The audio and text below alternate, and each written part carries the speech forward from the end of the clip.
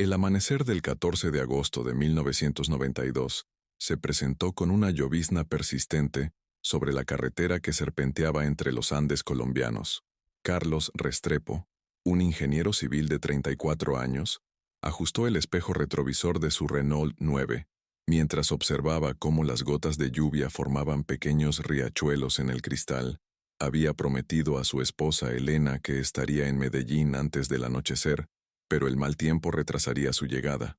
3 días antes, Carlos había terminado la inspección de un tramo de carretera cerca de Bogotá. El proyecto de ampliación de la vía que conectaba las dos ciudades más importantes de Colombia representaba un avance significativo para el país, y él formaba parte del equipo técnico responsable de evaluar el progreso de las obras.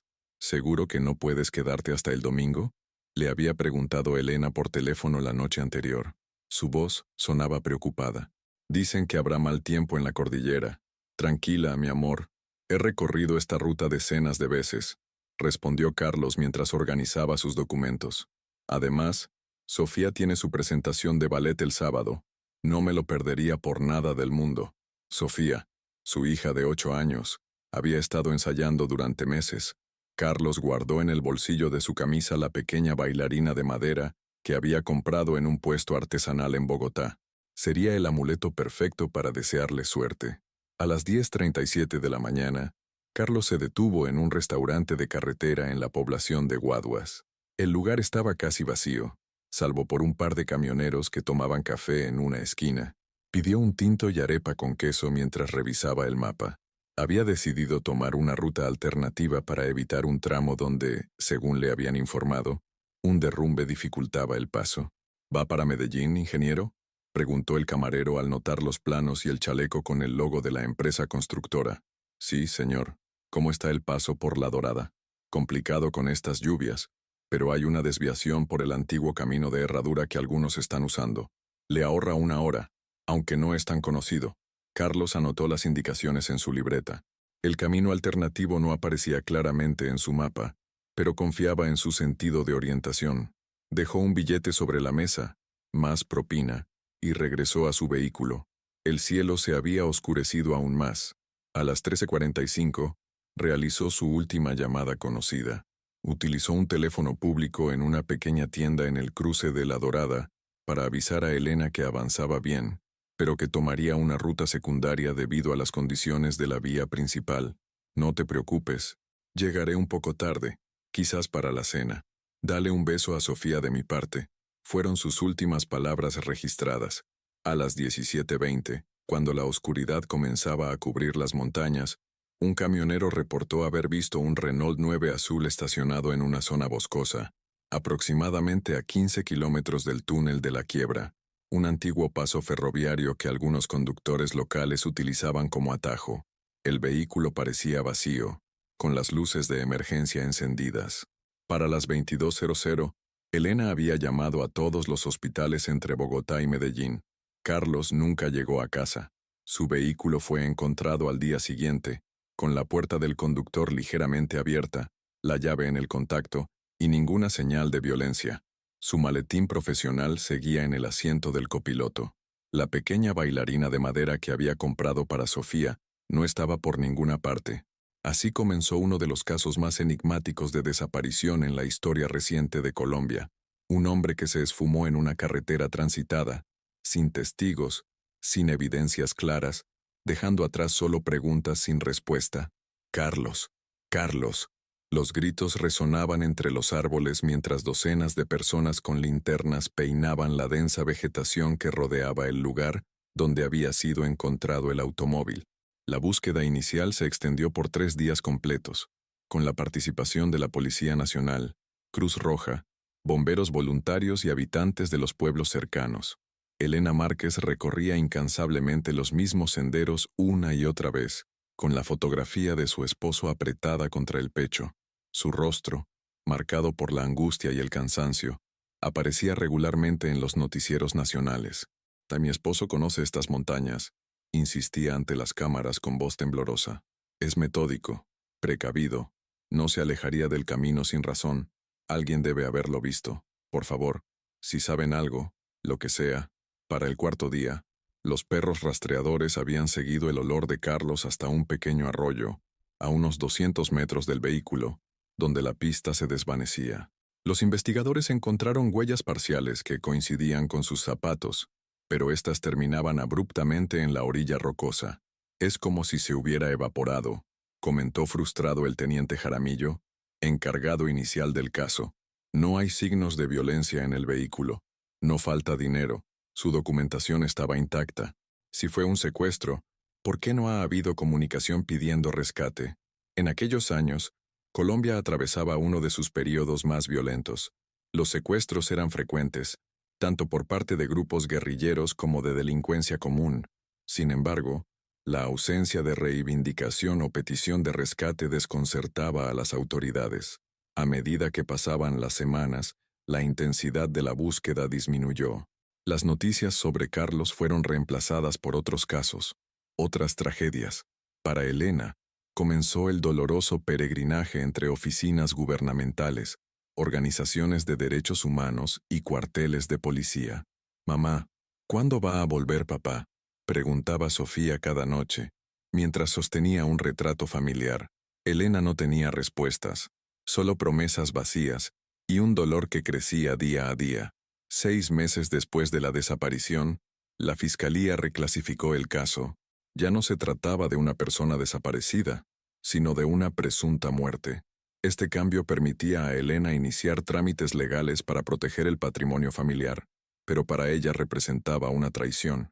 «Mi esposo está vivo», declaraba con firmeza ante cualquiera que sugiriera lo contrario. «Lo siento aquí», decía señalando su corazón, «y no firmaré nada que insinúe otra cosa». Para el primer aniversario de la desaparición, Elena organizó una caminata simbólica por la ruta que Carlos debería haber recorrido aquel fatídico día. Más de 200 personas se unieron, portando carteles con su fotografía y velas encendidas que iluminaban el camino. Durante los siguientes años, el caso de Carlos Restrepo se convirtió en un recordatorio de las miles de familias colombianas que vivían en el limbo de la incertidumbre.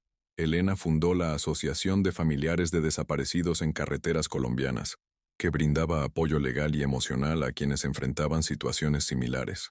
Sofía creció con el fantasma de un padre que existía solo en fotografías y anécdotas.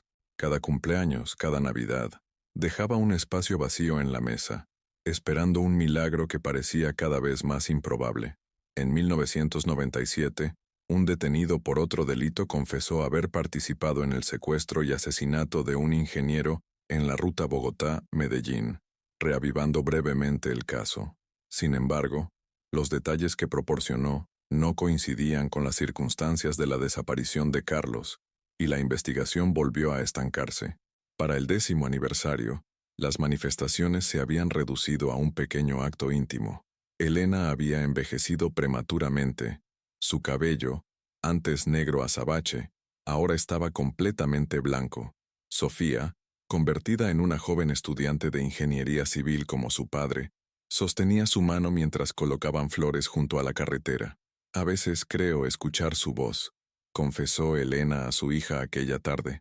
«Me dice que no me rinda, que siga buscando». «Y no nos rendiremos, mamá», respondió Sofía con determinación. «Te lo prometo». Lo que ninguna de las dos imaginaba era que tendrían que esperar casi 2 décadas más para que el silencio finalmente comenzara a quebrarse. Marzo de 2021. El sol de la tarde proyectaba largas sombras sobre el antiguo túnel de la Quiebra. Este paso ferroviario, construido a principios del siglo XX y abandonado en los años 60, había permanecido prácticamente olvidado hasta que el nuevo proyecto de infraestructura nacional decidió evaluarlo para una posible rehabilitación. Javier Ochoa, geólogo de 29 años, dirigía el equipo técnico encargado de estudiar la estabilidad de la estructura. El grupo avanzaba lentamente por el túnel, iluminando las paredes con potentes lámparas y documentando cada grieta, cada filtración. «Cuidado con ese sector», advirtió Javier a uno de sus asistentes que se acercaba a un área donde el suelo parecía inestable. «El informe preliminar indica que hubo un derrumbe parcial aquí hace unos 30 años. El túnel, con sus casi 3.5 kilómetros de longitud, representaba un reto significativo. Después de décadas de abandono, la naturaleza había reclamado partes de la estructura. Raíces atravesaban el techo en algunos tramos, mientras que pequeños manantiales subterráneos habían creado charcos en el suelo irregular. Jefe, creo que debería ver esto, llamó Manuel, uno de los técnicos, desde un nicho lateral que antiguamente servía como refugio para los trabajadores ferroviarios. Javier se acercó con curiosidad. Manuel iluminaba con su linterna un área donde la pared de contención parecía haber cedido parcialmente, revelando una pequeña cavidad natural. Parece que el agua erosionó esta sección, comentó Javier, examinando la estructura. Necesitaremos reforzarla si queremos rehabilitar el túnel. No es eso lo que quería mostrarle, respondió Manuel, dirigiendo el haz de luz hacia el interior de la cavidad. Mire ahí dentro. Javier entrecerró los ojos. En el fondo de la abertura, parcialmente cubierto por sedimentos, brillaba algo metálico. Con cuidado, introdujo su brazo en el hueco y extrajo el objeto. Era un reloj de pulsera, un Citizen, análogo con correa de cuero, cubierto de barro pero sorprendentemente intacto. La esfera mostraba las 15:32, y el cristal estaba ligeramente rayado. Al darle la vuelta, Javier notó una inscripción en el reverso. Para Carlos. Con amor. Elena. 10/06/1989. Qué extraño, murmuró. ¿Cómo llegó esto aquí? Al continuar inspeccionando la cavidad, Manuel descubrió algo más. Usando una varilla, extrajo lo que parecía una pequeña figura de madera, una bailarina de ballet, tallada a mano, con detalles sorprendentemente delicados, a pesar de la humedad que había soportado durante años. Hay algo más, dijo Manuel, iluminando el fondo de la cavidad. Parece un hueso. El descubrimiento paralizó la inspección. En cuestión de horas, el túnel fue acordonado y declarado escena de investigación. El cuerpo técnico de investigación de la Fiscalía tomó control del sitio, mientras arqueólogos forenses comenzaban la meticulosa tarea de examinar la cavidad. La noticia llegó a Elena Márquez esa misma noche. A sus 65 años, seguía viviendo en la misma casa en Medellín, rodeada de fotografías de Carlos y recuerdos de una vida interrumpida. El timbre del teléfono la sobresaltó. «¿Señora Elena Márquez?», preguntó una voz oficial. «Soy el investigador Ramírez, de la Fiscalía General. Hemos encontrado algo que podría estar relacionado con la desaparición de su esposo». Elena se dejó caer en una silla, con el corazón latiendo violentamente. Después de casi 30 años, había aprendido a vivir con la ausencia, pero nunca había abandonado la esperanza. ¿Qué encontraron?», preguntó con voz quebrada. «Un reloj con una inscripción para Carlos y otros elementos. Necesitamos que venga a identificarlos». Esa noche, Elena no pudo dormir.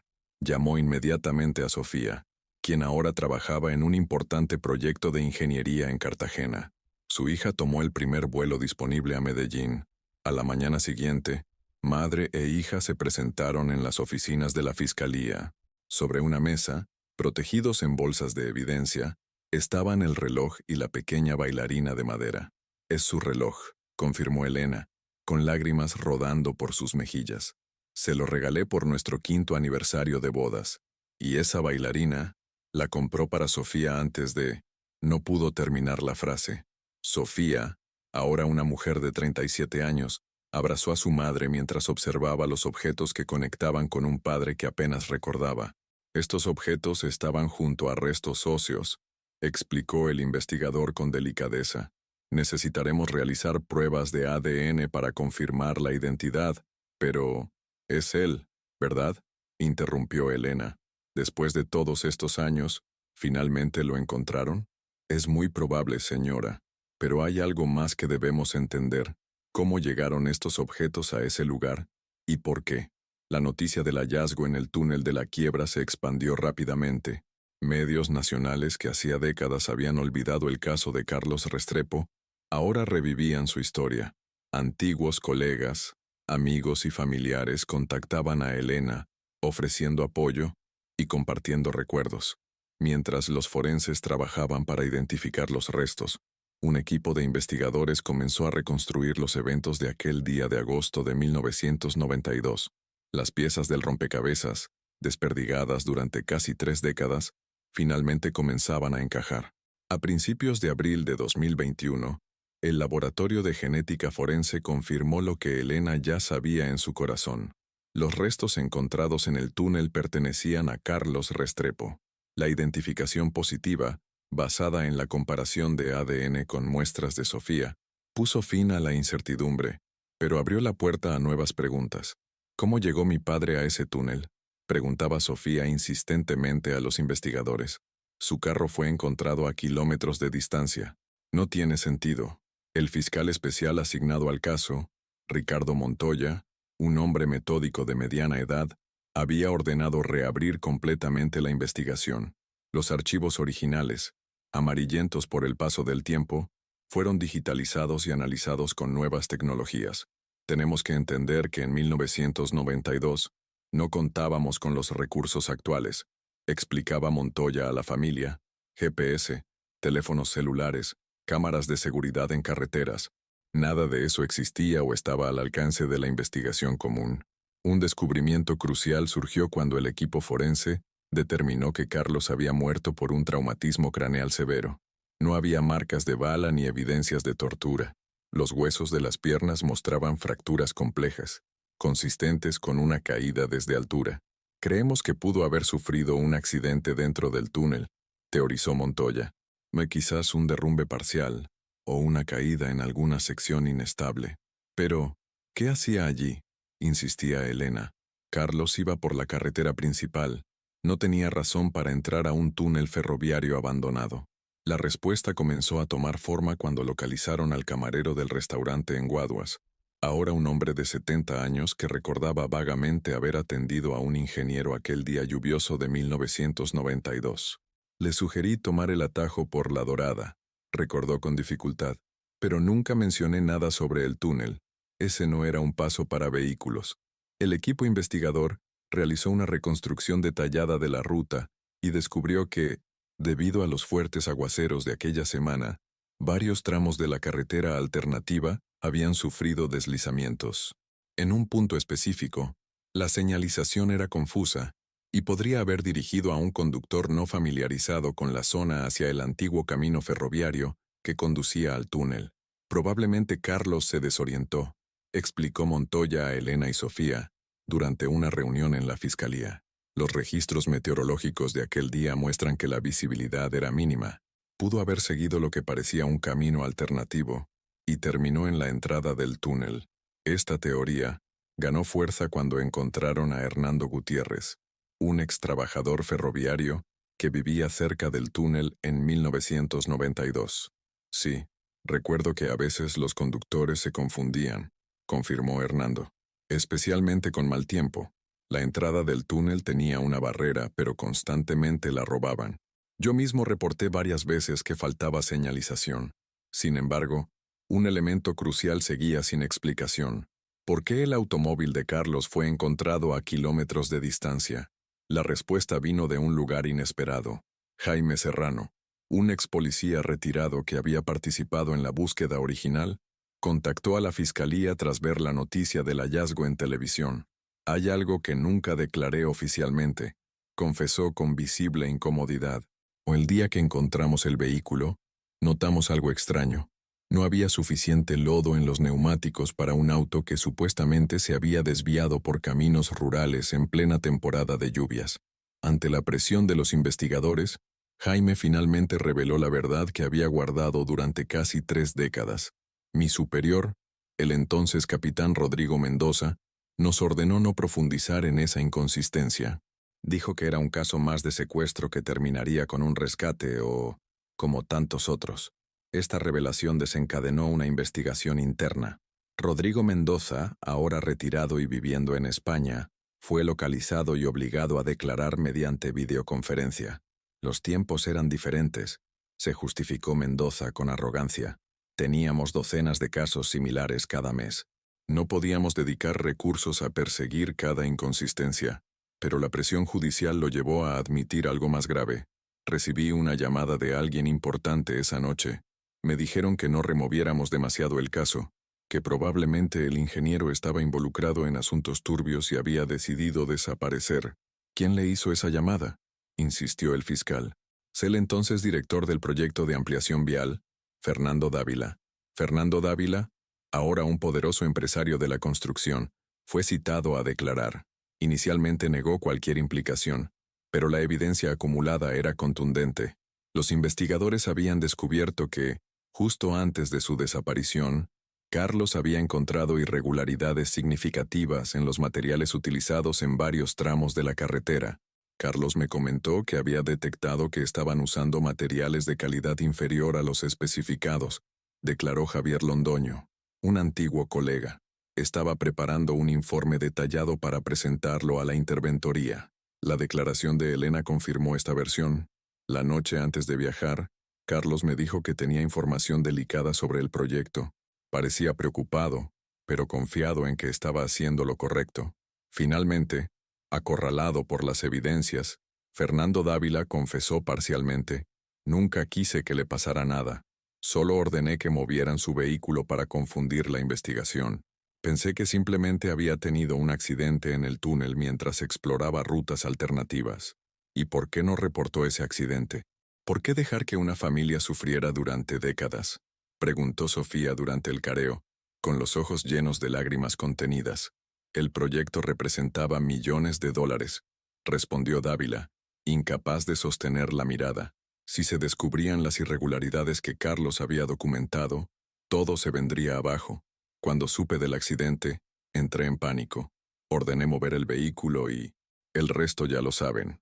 El juicio contra Fernando Dávila y los demás implicados en el encubrimiento se extendió por casi un año. La sala del tribunal se llenaba cada día con familiares de desaparecidos, periodistas y ciudadanos conmovidos por un caso que había permanecido sin resolver durante tanto tiempo. Durante las audiencias, se reveló el mecanismo completo del encubrimiento. Aquella tarde lluviosa de 1992, Carlos había decidido inspeccionar personalmente el antiguo túnel ferroviario, siguiendo rumores de que algunos contratistas lo utilizaban para transportar materiales no autorizados, evitando los controles en la carretera principal. Al ingresar al túnel con una linterna, Carlos documentó con su cámara evidencias de actividad reciente. En un tramo particularmente deteriorado, el suelo cedió bajo sus pies, provocando una caída de aproximadamente 4 metros hacia una cavidad natural formada por la erosión. El impacto le causó fracturas severas y un traumatismo craneal que resultó fatal. Horas más tarde, cuando no llegó a su destino, Fernando Dávila ordenó a 2 empleados de confianza buscarlo. Al encontrarlo sin vida en el túnel, tomaron la fatídica decisión de encubrir el accidente. Movieron su vehículo a kilómetros de distancia para desviar la atención de la investigación, creando la falsa impresión de un secuestro o una desaparición voluntaria. Dejaron morir a mi padre, declaró Sofía durante su testimonio final, y luego nos condenaron a décadas de incertidumbre, de falsas esperanzas, de noches sin dormir imaginando 1000 escenarios diferentes. El 18 de junio de 2022, el juez dictó sentencia. Fernando Dávila fue condenado a 25 años de prisión por obstrucción de justicia, encubrimiento y corrupción. Otros 4 implicados recibieron sentencias menores. El excapitán Mendoza fue extraditado para enfrentar cargos en Colombia, pero la victoria legal no podía borrar 3 décadas de dolor.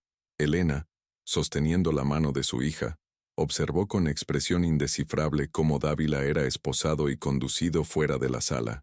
No siento alegría, confesó a los periodistas que la abordaron a la salida. Solo un inmenso cansancio y la certeza de que Carlos merecía mucho más que esto.